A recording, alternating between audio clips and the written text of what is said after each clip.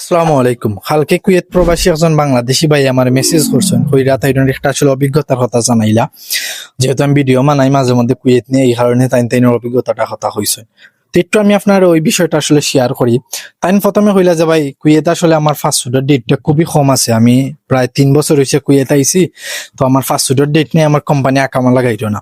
তো আমার আর মাত্র আছে 6 মাস ডেট ফাস্ট ফুডের, আর আকামারও আমার ডেট খুব কম। আমি এনআইডি কার্ড এগুলা ঠিক আছিল না, এর কারণে আমি আগে ফাস্ট ফুড করতে পারছি না।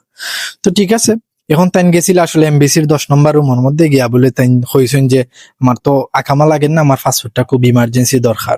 তো পরবর্তী এমবিসির তাই বলে খাওয়া হয়েছে যে তোমার আমরা একটা ডকুমেন্ট দিব, ওই ডকুমেন্টের উপর 1 বছরের আকামা লাগাও, তুমি ডেট নিও ফাস্ট ফুড করার লাগে, ডেট নিয়ে তুমি যখন ডেট পাইবা তখন তুমি তোমার ফাস্ট ফুড কইরা যাও। কিন্তু কোম্পানির সাথে যোগাযোগ করার পরে ওই কোম্পানি জানাইছে যে না, এরকম করে আকামা লাগাইতো না বা তারা লাগাইতে পারতো না।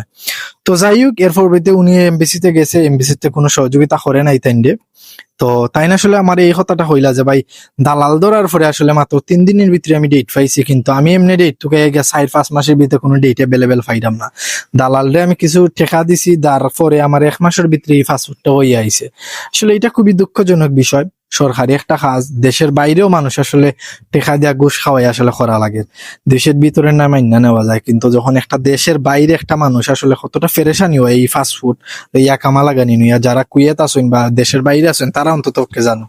তো যারা আসলে এই যে দালালেরা আছে বা এমবিসির লোকেরা যারা আসলে এই বিষয়গুলো হেল্প করে না, ডেট পাওয়া যায় না বা তারা হেল্প করেন না যে প্রবাসী গুলারে, এই দায়ভার আসলে খেয়ে নিবে।